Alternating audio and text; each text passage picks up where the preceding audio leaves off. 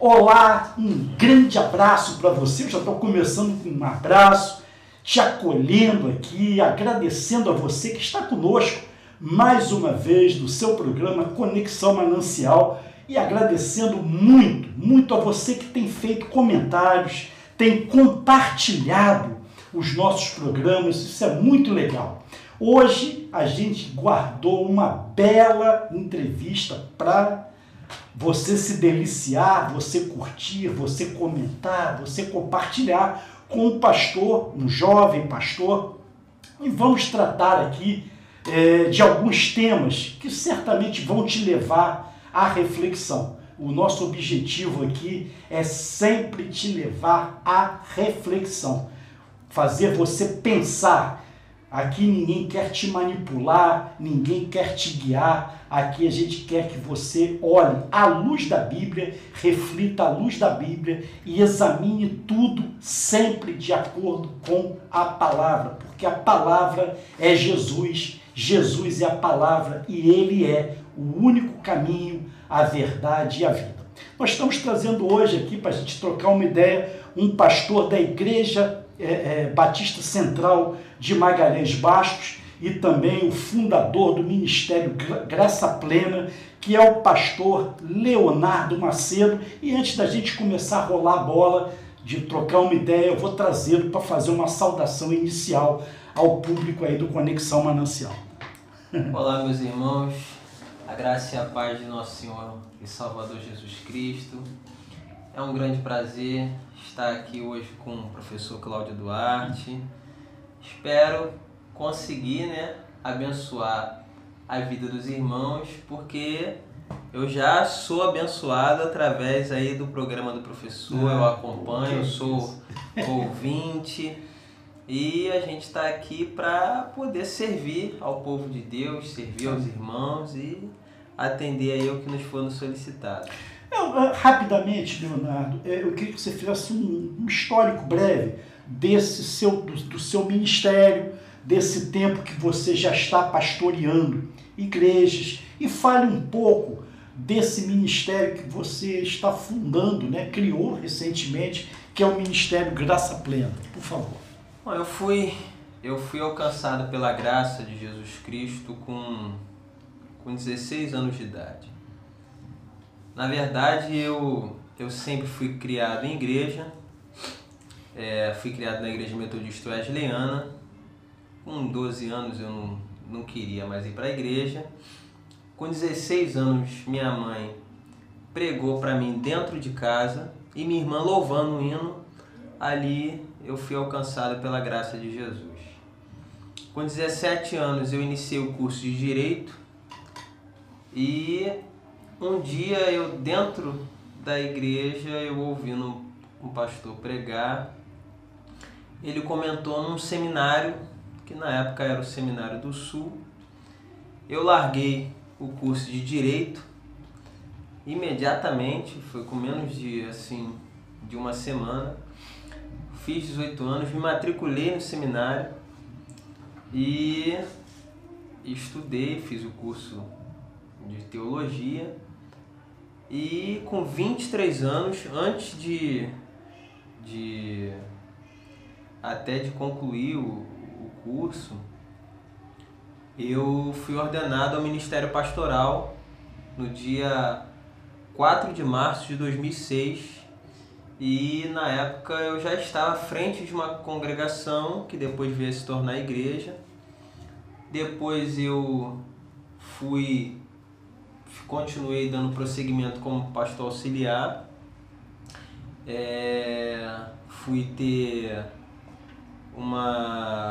me dedicar aos meus estudos e me dedicar ao preparo do ministério. Também vivi uma vida empresarial muito intensa, isso me abençoou muito, me ajudou muito. Eu tinha um escritório de engenharia muito ativo, muito pulsante. E quando nós voltamos para o Rio, eu e minha esposa, eu voltei com uma decisão e com algo no meu coração de que eu ia fazer alguma coisa ao invés de ser somente um teórico. Porque o senhor sabe, enquanto professor, que nós sermos teóricos, você lidar com livros, você lidar no campo das ideias, é uma coisa que eu não vou dizer que é fácil, mas é muito mais fácil do que você lidar na prática, né, professor? Na labuta e etc e tal.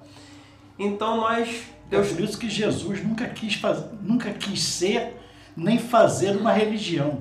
Jesus é a vida. É verdade. Ele viveu uma vida. Verdade. E é duro. Verdade. O evangelho é uma chamada para a vida, né? Para você lidar com gente, com pessoas. Com certeza, porque é difícil. Então nós decidimos, eu e minha esposa, a fazer alguma coisa como coadjuvantes, que é uma coisa que o senhor sabe que também é muito difícil para nós pastores. Porque nós queremos sempre ser aqueles que estão nos holofotes, que estamos à frente, que estamos... Então, como coadjuvantes. Então, nós iniciamos o Ministério Graça Plena, que tem, resumidamente, 3 objetivos. O primeiro deles é o plantio de igrejas. Nós estamos, se assim Deus nos permitir, nós vamos iniciar o plantio de uma igreja, agora aqui em Mesquita, até o final de setembro, se assim Deus o permitir. O segundo objetivo é a área de ensino, porque eu, além de ser ministro do Evangelho, ministro batista, reconheço hoje uma carência muito grande, não só na classe pastoral, como também na vida de cada cidadão, das pessoas. E antes se plantava igrejas, os protestantes, os presbiterianos, os batistas, os assembleianos, enfim, as primeiras igrejas, quando chegaram no Brasil, plantava-se igreja com escolas do lado, com universidade. Tinha-se essa visão. Sim. Então, o meu primeiro objetivo é o plantio de igrejas em comunidades. Isso é uma coisa que eu não sou político e não sou apolítico, mas é uma promessa que eu estou fazendo para mim mesmo, porque em comunidades carentes. Quando eu digo em comunidades, professor, eu estou me referindo realmente a favelas, tá? Porque eu entendo que o Senhor me chamou para estar servindo no ministério, não para ser servido, para pessoas que realmente estão sem perspectiva nenhuma, sob um determinismo sócio e econômico e educacional deplorável. Então eu acho que hoje a urgência da igreja colocar a sua bandeira nesses lugares onde você tem a falta de tudo, e o senhor sabe disso muito melhor do que eu, porque milita nessa área com muito mais autoridade do que eu, e é uma fonte de consulta, tem sido uma fonte de consulta para mim desde quando eu cheguei aqui em Mesquita, está observando isso. E o terceiro ponto é nós trabalharmos com a parte social. Então, como nós não tínhamos nada, não tínhamos ajuda de ninguém, nós começamos atuando na parte social. Então hoje nós recolhemos alimentos, nós recolhemos roupas e nós distribuímos isso para vários lugares, porque o objetivo é que da igreja que nós plantarmos, dali nós venhamos a difundir a visão desse ministério e assim Deus aprovando. Eu ouvi uma vez alguém falar, eu achei muito legal essa frase: quando falta Bíblia, sobram heresias. Eu particularmente concordo com quem formulou essa frase. E eu quero saber de você o seguinte, pastor Leonardo Macedo: por que falta Bíblia entre os crentes evangélicos desses dias? Ou não? Você pode discordar. São 3, eu vou falar de 3 perspectivas rápidas, porque a gente poderia conversar disso uma manhã inteira. Sim. Hoje, em primeiro lugar, há uma carência muito grande na formação dos ministros. Então, antes você formava um ministro, ele tinha um tutor, eu conversava há pouco tempo com um amigo que antes, para você chegar a pastor, ao ministério pastoral, você, quando demonstrava ser vocacionado, você passava por uma série de estágios. Na Igreja Assembleia de Deus, o camarada era auxiliar de trabalho, era diácono, era evangelista, depois ele era presbítero e assim até ser pastor. Na Igreja Presbiteriana, o camarada estuda durante 5 anos e depois ele é ordenado. Na Igreja Batista, o camarada também estuda e depois é ordenado pela igreja. E às vezes ele estuda e não é. O senhor sabe disso muito bem.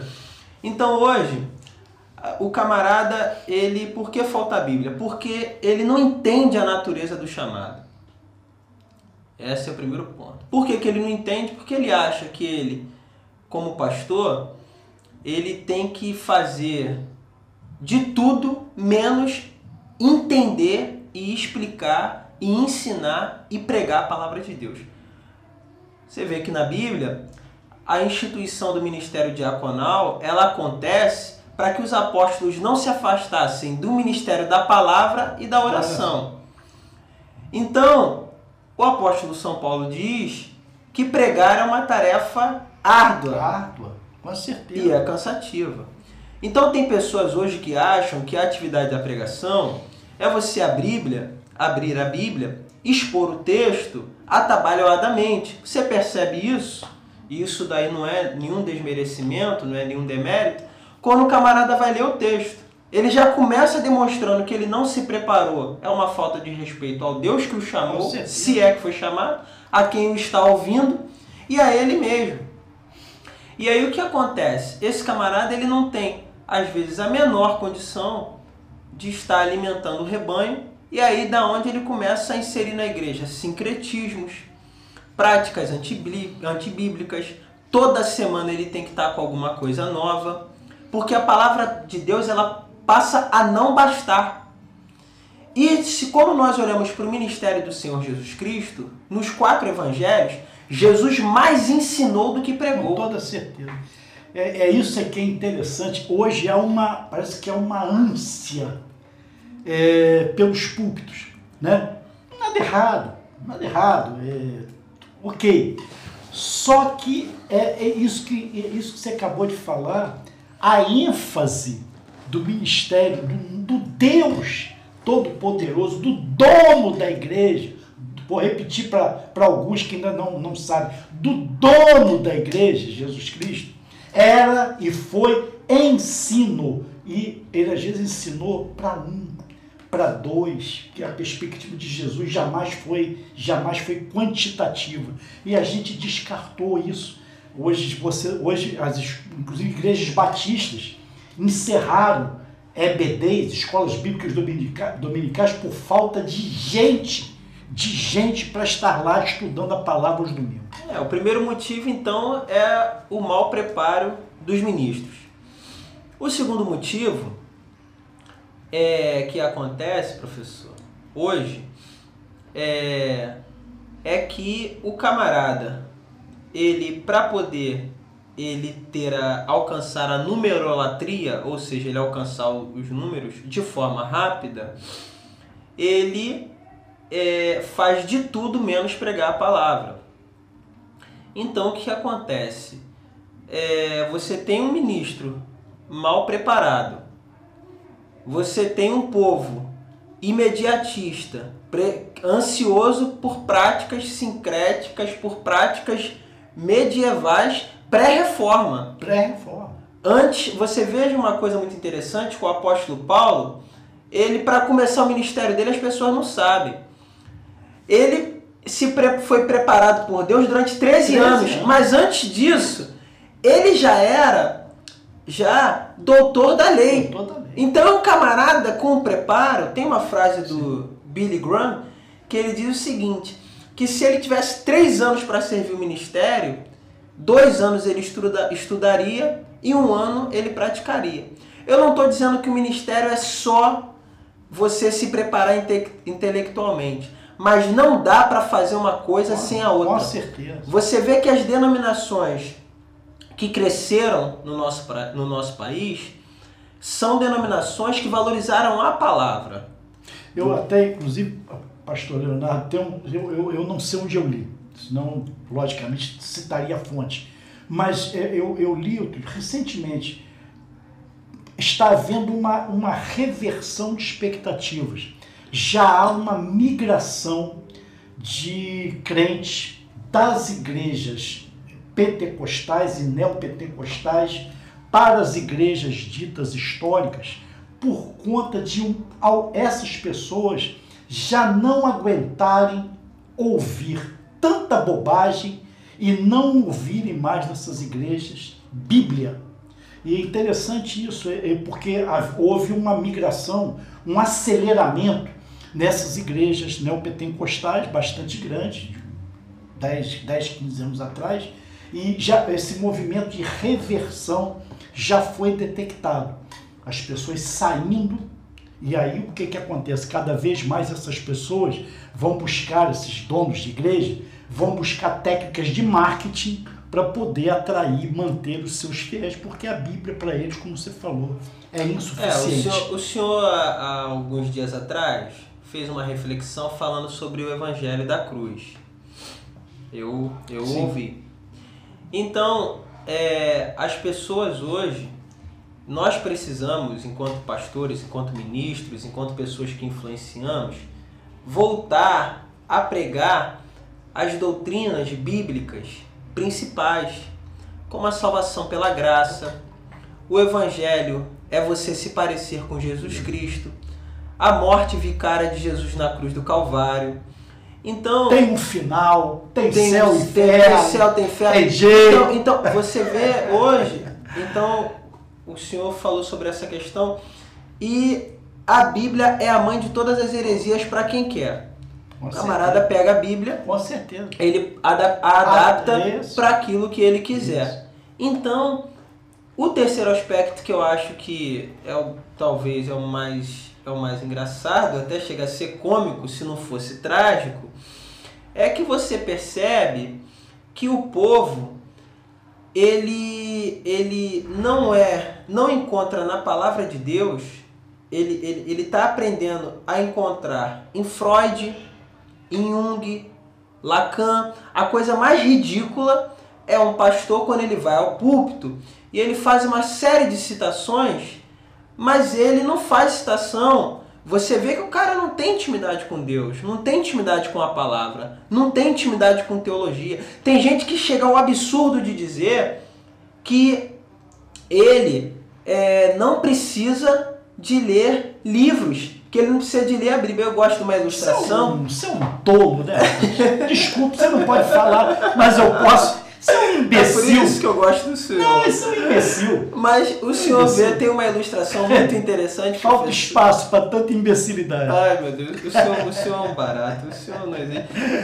Olha, é verdade, eu gostaria de dizer algumas coisas, mas é o senhor que fala.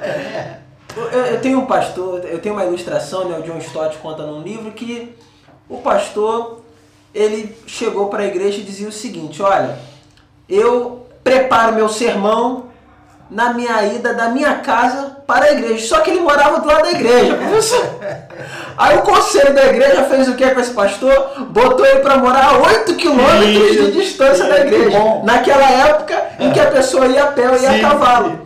Então, não existe ninguém que esteja tendo sucesso no ministério pastoral, no seu ministério pessoal, porque ministério não é só ministério pastoral, sim, no seu ministério pessoal, sem que a pessoa esteja se dedicando, esteja lendo. Se o apóstolo Paulo disse, quando estava preso, traze-me os pergaminhos e também os livros, imagina eu. Então, o povo precisa também ser o quê? Exigente. Eu acho que a internet ela contribui para isso. Porque você hoje, você tem a internet trazendo muitas heresias, mas também vem colocando em enfoque muitos pregadores bons, e aonde o camarada ouve aquilo ali, a palavra, ela por ela si só, a verdade por si só, ela se discerne, ela age no coração do pecador, e aí a pessoa passa a questionar aquilo que ela está ouvindo, com aquilo que ela está ouvindo na internet. Então eu vejo a internet como uma coisa boa pra gente. Também acho, pastor. E que vai nos auxiliar muito. Então o povo precisa ser mais exigente. Isso que o senhor fala é muito interessante, de ser mais bereano. O texto, todo texto sem contexto é pretexto para heresia. Certeza. Então o texto tem uma coisa que chama-se interpretação. Então as pessoas, os membros, os crentes em Jesus, precisam ser mais exigentes com os seus ministros. O ministro da igreja é bonito quando um camarada pega na pá e na enxada? Às vezes é necessário o cara fazer isso. Às vezes é necessário que o cara ajude até a limpar a igreja. Tem pessoas que vão nos assistir agora, ouvintes do seu programa, que são pastores que não têm condições nem de comprar livros. Mas é importante que ele arrume algum jeito para que ele cresça ministerialmente e as suas ovelhas cobrem isso do seu pastor. Que também tem ovelha que diz assim, olha, o pastor está fazendo o que? O pastor está estudando. E tem gente que pergunta assim para mim, você faz o que? Eu falo, eu sou pastor. Não, mas você trabalha com o quê? Então você vê que a mentalidade, sim, vê se o senhor entende, sim, professor, do povo, ela é tacanha. Porque entende, eu acho que a pessoa pensa que você, para poder pregar, você gasta ali 1 hora, 2 horas. Você não gasta 1 hora, 2 horas para pregar, para preparar um sermão. Para preparar um sermão, você gasta, às vezes, 8 horas, 10 horas, tirando 2 horas, 1 hora e meia por semana. Muitas vezes não é né? Muitas vezes não é Muitas vezes você vai, domingo, se você for uma igreja de porte pequeno, porte médio, você vai pregar de manhã, vai pregar de noite e muitas vezes na quarta-feira, ou quinta-feira, ou terça-feira, você ainda tem um culto que você ainda vai exigir de você mais uma pregação, mais um sermão, né? Então não é Se for não, é um só, poxa, o cara investiu 8 horas do tempo dele, mas não é não. São 2, 3 por semana. E às vezes o camarada, por falta de entendimento disso, que aí é uma coisa particular minha, tá, professor? Uhum. Digo eu, Leonardo, não, senhor. Mas eu acho que você precisa ter um equilíbrio na sua agenda de cultos na igreja.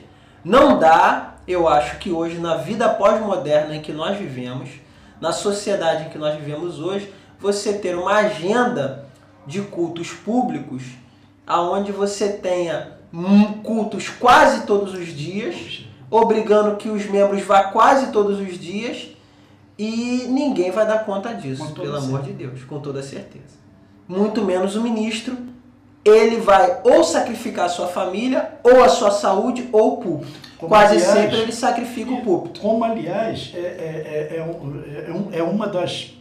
Hoje, é uma causa já detectada, o índice absurdo de divórcios, desistência do ministério, muito, depressão, suicídio dos pastores. Tem muita gente que escamoteia, oculta esse tipo de informação. E nós, eu digo nós porque eu não sou pastor de igreja, somos muitas vezes membros, somos responsáveis pelo que os nossos pastores estão passando, porque nós submetemos a essa pessoa, às vezes, a verdadeiros massacres emocionais, fazendo com que essa pessoa abandone família, não tenha tempo para cultivar relações familiares estáveis, sólidas, sérias com sua esposa, com seus filhos. Muitos filhos de crentes hoje estão mergulhados nas drogas, estão desviados por falta de pai, porque o pai dele muitas vezes está lá atendendo crente mala, crente imaturo, crente chato, que fica exigindo aquilo que não deveria exigir dos seus pastores. É verdade. Pastor, vamos lá. Aqui é bom que eu faço a terapia, né? Porque é muito saudável. Saudável, claro, é muito poxa. Saudável. Mateus 5, 13 a 16, o nosso Deus e Senhor, lá do Sermão da Montanha, o nosso Jesus, maravilhoso, muito ignorado, muito falado e pouco praticado, diz o seguinte para mim, para você, para nós. Vós sois, olha, isso é impositivo, hein? Vê o verbo como é que ele está colocando. Vós sois, ele não está dizendo que você pode ser, não. Você é o sal da terra. E se o sal for insípido, com que se há de salgar? Para nada mais presta, senão para se lançar fora e ser pisado pelos homens. Vós sois a luz do mundo, segunda afirmativa. Não se pode esconder uma cidade edificada sobre um monte, nem se acende a candeia e se coloca debaixo do alqueire, mas no velador, e dá luz a todos que estão na casa. 16. Assim resplandeça a vossa luz diante dos homens. Também o verbo no tom impositivo, imperativo, para que vejam as vossas boas obras e glorifiquem a vosso Pai que está nos céus. Para nós encerrarmos essa conversa, pastor Leonardo Macedo, nós crentes, eu incluindo, crentes do século XXI, aqui no Brasil, vivemos isso? Olha, ou pelo menos estamos tentando viver isso? Não. Nós, como eu for falar na perspectiva da minha classe, que é a classe pastoral, eu penso duas coisas a respeito disso.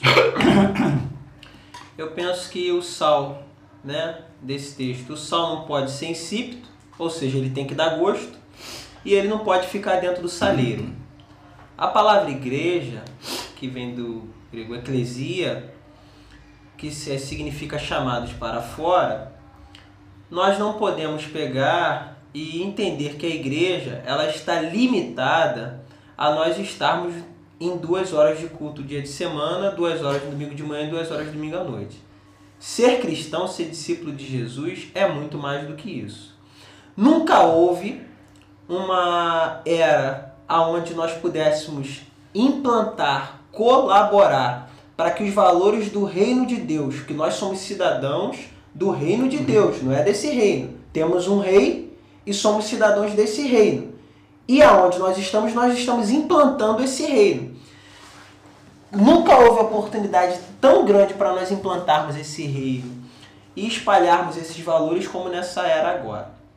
O senhor falou com muita propriedade nesse momento.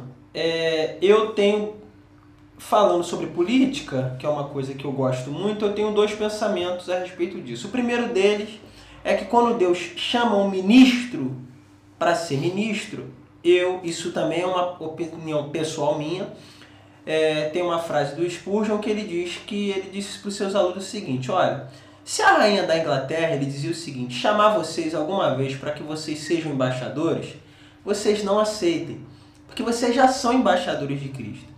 Então eu sou radicalmente contra que um pastor, que um ministro se candidate a qualquer cargo público.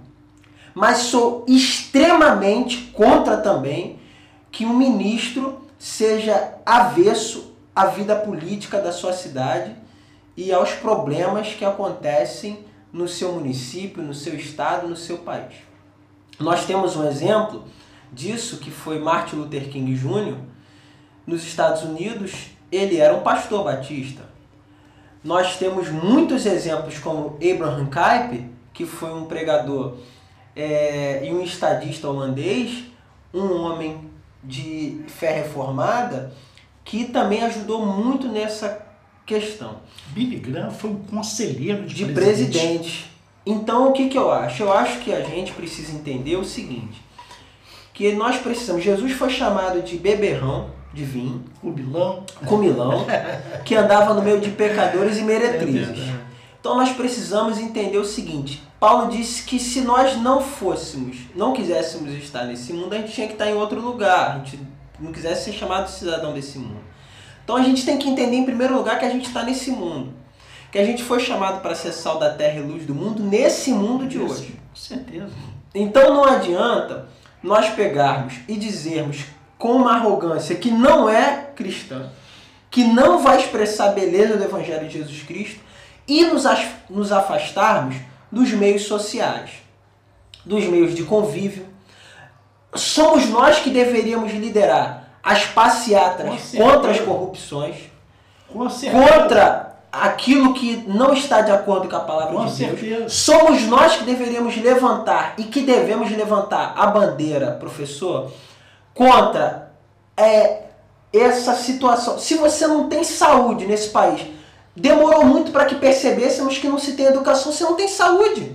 Somos nós que temos que levantar essa bandeira. Então a gente não pode querer jogar isso para a sociedade, para o poder público, porque o poder público não tem aparelhamento que aguente hoje. Antes de sair de casa, eu estava assistindo uma reportagem de uma mega operação em Niterói. E o senhor falou muito bem aqui agora, a maioria, eu estou falando isso com total exatidão, com conhecimento de causa.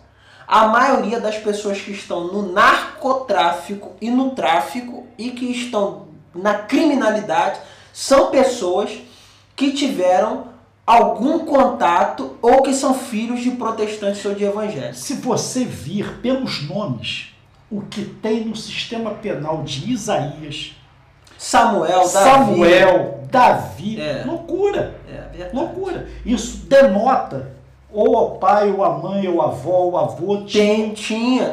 Então, o que acontece? Nós precisamos entender que o Evangelho, ele traz pra gente uma consciência de sermos cidadãos, de contribuirmos para colocar ordem no caos, sabe? Essa coisa de nós pegarmos e querermos dizer que eu sou crente, eu não vou me envolver com política. Isso é erradíssimo. Isso é um pensamento tacanho. Eu acredito que está mudando e melhorando muito no nosso meio. Mas é necessário mais. É necessário que participemos de passeata. É necessário que o pastor da igreja ele abrace quando tiver uma ovelha que é envolvida em questões civis, em questões sociais, que o acolha e que vá para a rua com ele. Porque, pastor, há uma coisa que as pessoas confundem. Política não é necessariamente você estar num partido político, ocupar um cargo político. Nada errado também, se você tiver um chamado para isso, nada errado. Política é com letras em caixa alta. Política é toda atividade de relação humana. Verdade. E que eu, crente, eu sou obrigado, constrangido, a participar disso, como você bem falou. Eu não posso aceitar que haja, como a TV Globo está fazendo aí, uma campanha muito bem urdida, muito bem tramada, porque os caras são bons nisso, para legitimar o casamento homossexual, para legitimar a ideologia de gênero que está acabando com a sua família, com a nossa família, para legitimar a corrupção. E eu achar, se os caras são legais, são agentes do diabo, de Satanás, e eu fico batendo pau para esses malucos dançar. Nós precisamos cada vez que eu me silencio. Nós precisamos ter essa noção de que ser sal da terra e luz desse mundo, nós vamos ser sal da terra e luz desse mundo fora das quatro paredes do templo. E não vai te trazer, aliás, eu acho que geralmente não vai te trazer, ninguém vai chamar você de bonito e vai achar você legal, não. Pelo contrário, você vai viver como viveu o seu mestre, na cruz, vai para a cruz, vai ser rejeitado. Gente, estamos aí encerrando. Seríamos, poderíamos ficar aqui mais, entendeu? Mas estamos encerrando aqui mais uma edição do programa Conexão Manancial, te agradecendo. E eu queria assim, te pedir, comente, mande um comentário para nós, compartilhe essa mensagem para os seus amigos, irmãos da igreja, ok? E eu vou deixar aqui o microfone, o final, as câmeras, para a despedida aí do pastor Leonardo Macedo, da Igreja Batista Central de Magalhães Bastos e também o presidente do Ministério Graça Plena. Pastor Leonardo, foi uma beleza aqui a gente trocar essa ideia aqui. Irmãos, professor, eu agradeço o convite e espero que tenha assim servido ao povo de Deus, e aquilo que eu não consegui responder, não consegui esclarecer, eu peço que o Espírito Santo de Deus Amém. venha trazer luz para a nossa Amém. mente, Amém. né? Amém. Amém.